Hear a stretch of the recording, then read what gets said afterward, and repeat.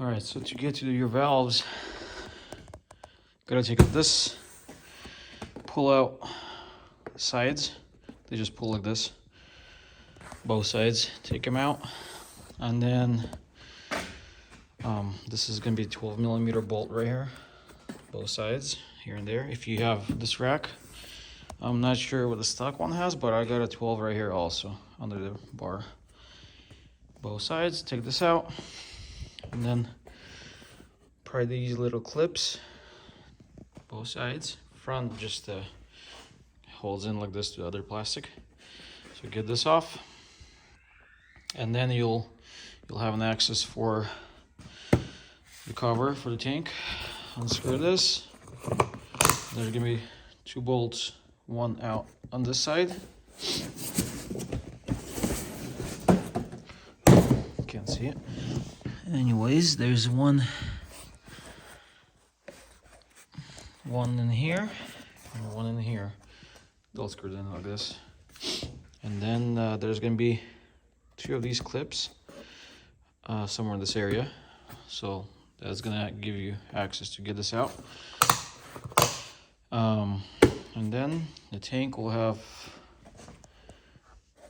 I think I have it in the video where I'm taking the tank off. So it's gonna be a bolt right here, bolt right there, and then there's gonna be bolt here and there. So basically 4 bolts holding the tank, and then there's a wire about right here. Excuse me, for fuel gauge, for fuel level. It just comes out easy. Just pull it out, and you'll be fine. And then make sure to shut your fuel off, and then you can unscrew this with the Phillips head. I had a bigger Phillips head, not a really pointy one, but wider. And make sure you do not strip, because somebody stripped mine before and I actually ordered new. What did I order new? I can't remember. Either I did something, I can't remember. Anyways, just don't strip that.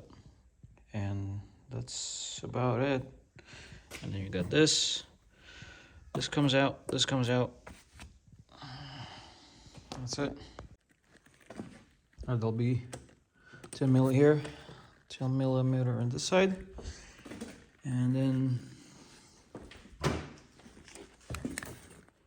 right there, 10mm from the top, both sides. That's for the tank.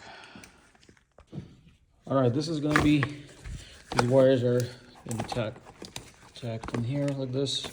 This little rail. These will be stubbed. Anyways, you'll see this box. Just see what's holding it. And pull it out of the way, and you'll get to the the valve cover. This is the intake valve cover, and this Allen key would be right here, and it's a 5mm Allen. And then you want to remove this cover. There'll be a 10mm bolt. 1, 2, 3, 4, 5, 6. Get that out of the way. This will have 4 more 10mm bolts. Get that out of the way. Then you want to remove this plug with the flathead. And if you want to see inside, I already lined it up. There's a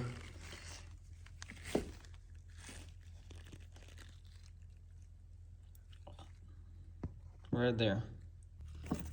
Here's the top dead center, and I just did a little research and I couldn't find much. I'm gonna go clockwise just to show, but you're supposed to go counterclockwise. You see this eye, and now there is a flat line going along. See there, it connects those 2 lines. That's not your timing line. This is your timing line right here. Right there. So that's how you're supposed to do it. And then work on your exhaust and on your intake side. And once you take the covers off, make sure it's all clean around. Don't damage the seal. There's a seal inside. When you take the cover off, and then the valve is supposed to be top dead center. I'll show that in a second. All right, there's the valve. Exhaust valves, they'll be right here. I got a little extension, just kind of pushed against this coolant pipe. And then I got this one loosened up already. Be moved by hand. So to get to your intake, it's like that, and to get to your exhaust is just a little bit tricky, but it's doable. I actually picked it up. So the wheels are in air. It's a little more space, and my hands are not that small, but yeah, I was able to get in here and get everything adjusted. Okay, right here, valve lash. It's in millimeters.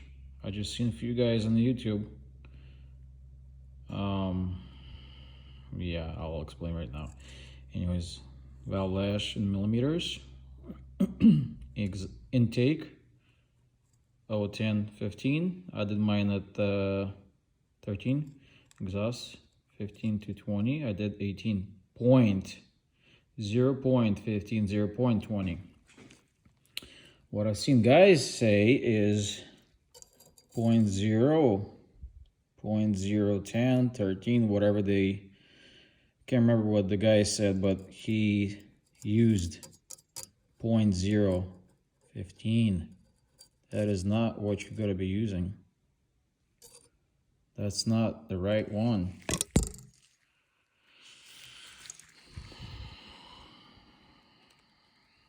Here's some numbers. 0.018, that's my exhaust. 0.018, 0.013, I'm sorry, 0.13, 0.18, not 0.0. This is, look, this, I'll compare this 13 and this 13. This is thick. This is really thick. Compared to this, that's nothing. It's a big difference between this 0.13 millimeter and this. This is actually 330 millimeter, 0.330 millimeter. The 0.13, that's a thousands. I believe that's a thousands. Correct me if I'm wrong, but I believe that's a thousands. And the millimeters are right here. So this is, so you're supposed to be using 0.10, from 0.10 to 0.15. And imagine you're looking at this number. Don't get confused by this, please. Yeah, I'll be bad. I don't think it'll be bad. I think that's how I adjusted mine first time, because I watched somebody do it. Yeah, pay attention. All right, so I'll loosen this nut up, and I got just the wire strippers, wire cutters with a flat top. Adjusted this to the point where, if you go too tight, it's a little too tight. So I got it where it's grabbing and it's not holding, it's not biting. And I'm gonna clean up the wrench first from all the dirt. I'm gonna hold it. I'll make sure it's still good. Make sure you're not pushing on it either, so it's supposed to be not pushing on the valve from the top like this. But see, it's tight. Let's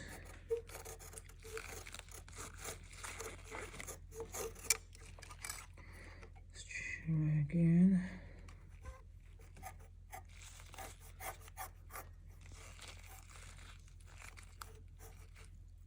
So I want to be right here. Let's hold this same position, the top, and tighten this up. Nut. It's a 10mm, by the way. Make sure you're not spinning the top when you're doing this. And I kept my gauge in there, so it's kind of spacing it. Now let's check it out. Perfect. And you gotta do all three of these. There's two. Here's a little close-up view to top the center right now. Can you hear that? It's like slightly dragging, slightly. And I bent this a little bit. It was flat. I bent it, and it has a little bit of movement. So is this one. So that's how you know it's top dead center. Just slide it under there. Find that little spot where it's. See, that's good. And these are already tight. I already adjusted them.